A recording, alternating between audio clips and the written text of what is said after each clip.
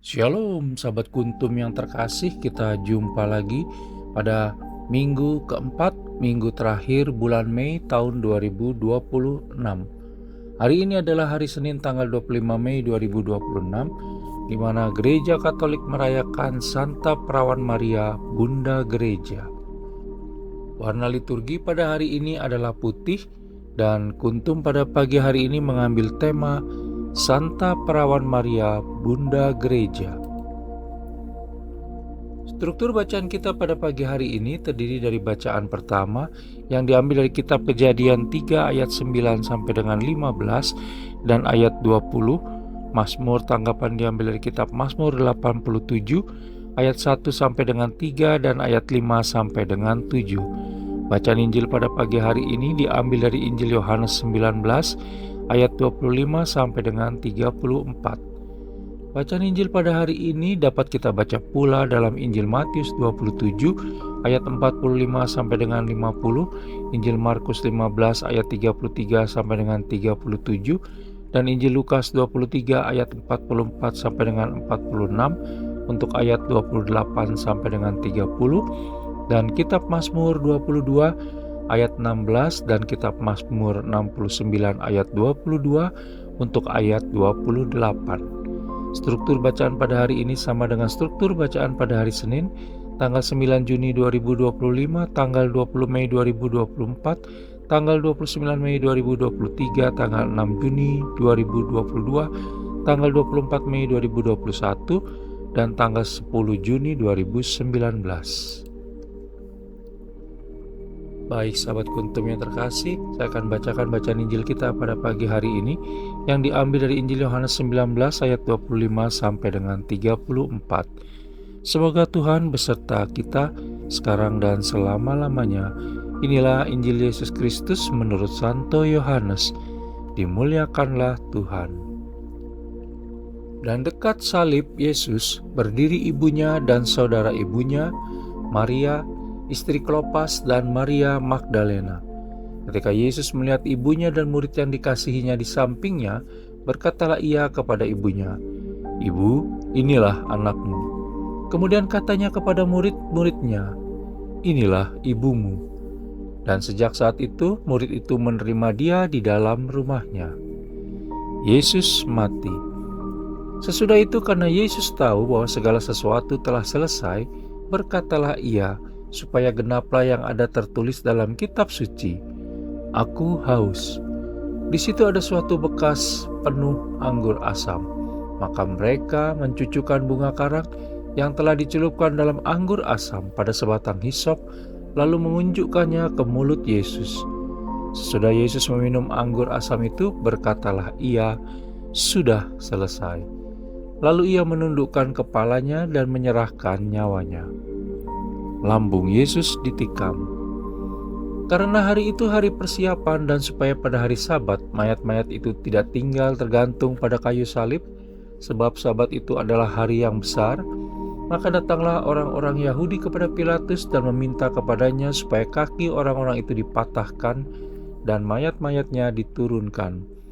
Maka datanglah prajurit-prajurit lalu mematahkan kaki orang yang pertama dan kaki orang yang lain yang disalibkan bersama-sama dengan Yesus.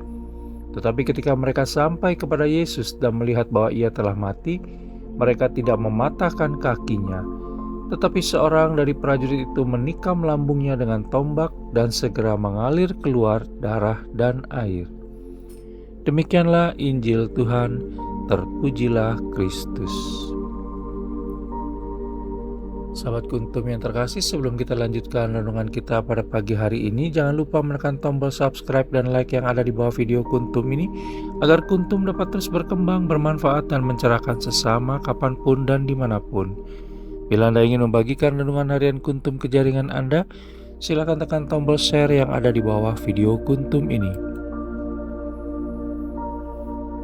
Baik sahabat kuntum yang terkasih, mari kita lanjutkan renungan kita pada pagi hari ini. Hari ini kita merayakan Santa Perawan Maria sebagai Bunda Gereja. Menurut penulis, ada beberapa hal yang bisa kita pelajari dari perayaan tersebut pada hari ini. Antara lain, pertama, belajar tentang penyerahan diri secara total kepada kehendak Allah Bapa semata yang bisa kita teladani dari sikap-sikap Bunda Maria selama ini. Sepanjang hidupnya, Bunda Maria tidak pernah mengeluh. Bahkan saat Bunda Maria melihat langsung dan setia mengiringi perjalanan salib penderitaan putra tunggalnya hingga wafat di kayu salib dan dimakamkan, pun tidak menggoyahkan hati Bunda Maria. Apalagi sampai mengurungkan niatnya dalam berserah diri kepada kehendak Allah Bapa semata. Kedua, dalam bacaan Injil pada hari ini yang diambil dari Injil Yohanes 19 ayat 25 sampai dengan 34, diceritakan bagaimana Yesus Kristus menyerahkan Bunda Maria kepada murid yang dikasihinya. Begitu juga sebaliknya saat ia tergantung di kayu salib. Kita bisa baca dalam Injil Yohanes 19 ayat 25 sampai dengan 27. Pernyataan Yesus Kristus tersebut menjadikan surga terkesan dalam perspektif manusia sebagai perkumpulan keluarga yang penuh dan di dalam cinta kasih, di mana Allah Bapa hadir sebagai sosok ayah, para orang kudus sebagai saudara-saudari kita, dan Bunda Maria sebagai ibu. Ketiga, Bunda Maria adalah tokoh yang telah menerima Roh Kudus sejak saat dirinya mengandung Yesus Kristus. Kita bisa baca dalam Injil Lukas 1 ayat 35. Mengandung lalu melahirkan Yesus Kristus bisa juga berarti mengandung lalu melahirkan gereja, serta para murid Yesus Kristus adalah gerejanya. Di saat tergantung di kayu salib, Yesus Kristus menyerahkan para muridnya kepada Bunda Maria. Keempat, bahkan dalam banyak literatur gereja, Bunda Maria adalah musuh sejati para iblis yang dilambangkan dengan ular yang diinjak di bawah kakinya, sehingga Bunda Maria bersama dengan Yesus Kristus mengalahkan serta meremukkan iblis dan membawa kehidupan baru.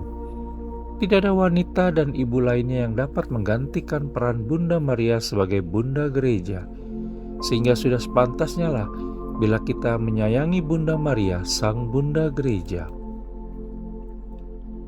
Sahabat Kuntum yang terkasih, penulis juga punya keyakinan bahwa seandainya saja kita semua mau berlatih secara tekun dan tidak mudah menyerah, apalagi mudah putus asa, berkehendak kuat dan percaya secara penuh, utuh, bulat, tulus, ikhlas, dan tanpa cadangan apapun kepada Allah Tritunggal Maha Kudus, seperti yang telah diperlihatkan oleh Bunda Maria, maka penyerahan diri secara total tersebut akan memampukan kita untuk melewati semua masalah apapun dalam hidup dan kehidupan kita hari ini, esok, dengan tegar, baik, dan benar.